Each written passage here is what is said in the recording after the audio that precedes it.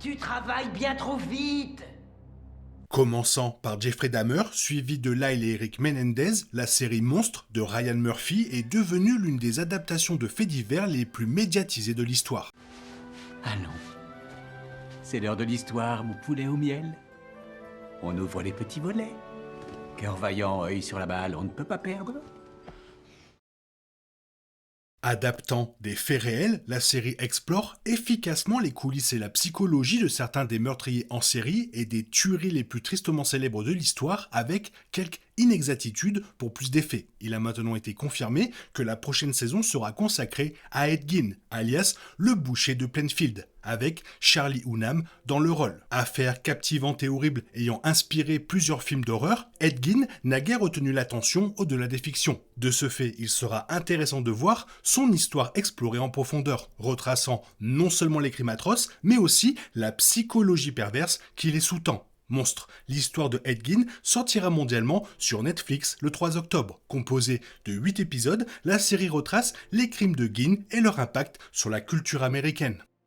Décrite comme la saison la plus poignante à ce jour, le synopsis officiel de la saison se lit comme suit. Monstre, l'histoire de Ed Gein, raconte comment un homme simple de Plainfield, dans le Wisconsin, est devenu le meurtrier le plus singulier de l'histoire. Il a révélé au monde la vérité la plus horrible de toutes. Les monstres ne naissent pas, ils sont créés par nous. Avec Ryan Murphy et Ian Brennan à nouveau aux commandes, cette série en 8 parties se penchera sur les crimes de Gein, notamment ses meurtres et pillages de tombes choquants, ainsi que sur son enfance difficile, son déclin psychologique et son impact sur la culture populaire. Récemment, des premières images ont été publiées montrant Hunnam sous les traits de Gein, dépouillé de son apparence habituelle, notamment son visage rasé et ses cheveux plaqués en arrière. Les images montrent Hunnam entièrement transformé en Gein, soulignant ses traits décharnés et troublants qui laissent présager la descente du personnage vers la folie. Si Hunnam n'est pas étranger au rôle de méchant, Jack Steller étant sans doute l'un de ses plus célèbres, ce rôle promet d'être différent de tout ce qu'il a fait auparavant. Les premières images suggèrent que Hunnam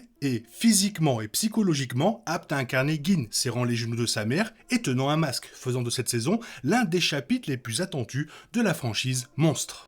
Netflix a ensuite publié une bande-annonce, confirmant de nouveaux détails alors que Hunnam incarne le meurtrier. La bande-annonce commence par une enquête policière au domicile de Gein, découvrant ses visages cousus à partir de peau humaine et un assortiment de preuves concernant ses nombreux crimes. Une musique sombre et menaçante est également diffusée. La bande-annonce explique comment Gein a inspiré des films comme Psychose, Massacre à la tronçonneuse et Le silence des agneaux, avant de présenter des extraits de ses crimes réels, ainsi que sa relation étroite avec sa mère et sa fascination pour la fabrication de masques en peau humaine.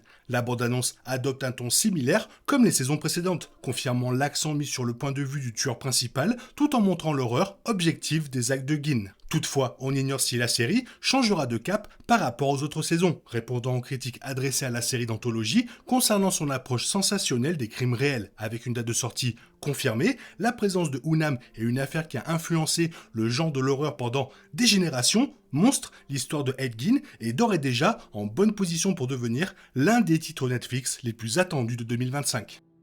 Ed Gein était un meurtrier et un pilleur de tombes dont les crimes horribles sont devenus parmi les plus tristement célèbres de l'histoire américaine. Bien qu'il n'avouait que 2 meurtres, les enquêteurs ont longtemps soupçonné son implication dans d'autres affaires non résolues. La disparition de Bernice Worden en 1957 a conduit les autorités à la ferme de Gein à Plainfield, dans le Wisconsin, où elles ont découvert une maison des horreurs comprenant des restes humains transformés en vêtements, meubles et objets ménagers. Gein a été reconnu coupable du meurtre de Worden et interné dans un établissement psychiatrique où il est resté jusqu'à sa mort en 1984, à l'âge de 77 ans. Gein est né le 27 août 1906 à La Crosse, dans le Wisconsin, de George et Augusta Gein. Son père était alcoolique, tandis que sa mère, une fanatique religieuse autoritaire, qui inculquait à ses fils la peur du péché et de la sexualité. En 1915, la famille s'installa dans une ferme isolée près de Plainfield, où Ed passa la majeure partie de sa vie isolé. Après la mort de George en 1940, Ed et son frère aîné Henry enchaînèrent les petits boulots pour subvenir aux besoins du foyer. Mais en 1944, alors que les frères brûlaient des broussailles, Henry fut retrouvé mort. Bien que sa mort ait été attribuée à l'incendie, des spéculations ultérieures ont soulevé des doutes quant à l'implication d'Ed. Profondément attaché à sa mère, Ed fut dévasté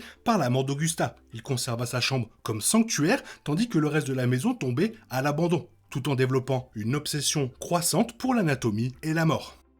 Dans l'ensemble, la franchise Monstre a été plutôt fidèle dans ses représentations, couvrant fidèlement le passé et la psychologie de ses sujets. Toutefois, la série prend aussi des libertés dramatiques pour le divertissement, raccourcissant parfois les chronologies, inventant des dialogues ou exagérant certains événements pour accentuer l'attention. Si ces choix contribuent à une série captivante, ils peuvent aussi brouiller la frontière entre réalité et fiction, risquant de banaliser la souffrance réelle.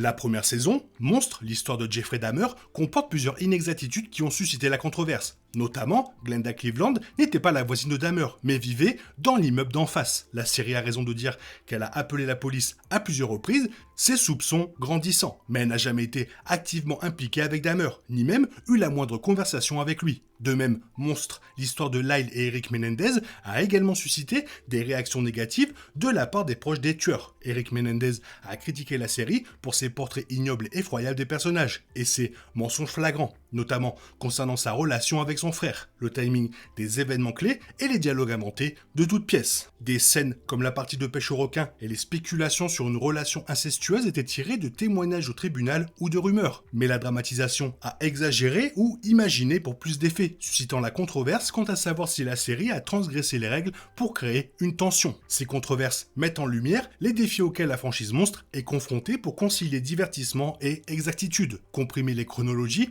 inventer des dialogues ou présenter des événements spéculatifs comme des faits réels peut renforcer le suspense, mais cela peut aussi induire les spectateurs en erreur et risquer de manquer de respect aux véritables personnes impliquées. Alors que Monstre, l'histoire de Ed Gein s'apprête à explorer l'une des affaires les plus célèbres et les plus troublantes de l'histoire américaine, on peut espérer que la nouvelle saison tirera les leçons des erreurs passées, en traitant les crimes et leurs conséquences avec plus de soin, tout en conservant la narration captivante qui a fait la renommée de la série. Si le résultat est au rendez-vous, cette saison pourrait bien établir une nouvelle référence en matière d'adaptation de faits divers, en donnant vie à un pan de l'histoire américaine encore peu exploré. Il est également intéressant de noter que la série se penchera sur l'impact des crimes de Gein sur le cinéma, et avec les acteurs choisis pour incarner Tobe Hooper, qui est le réalisateur de Massacre à la tronçonneuse, et Anthony Perkins, acteur dans Psychose, il semble que la série explorera cet impact en profondeur, en explorant le déclin psychologique de Gein, ses obsessions perverses et son impact dévastateur sur la communauté de Plainfield.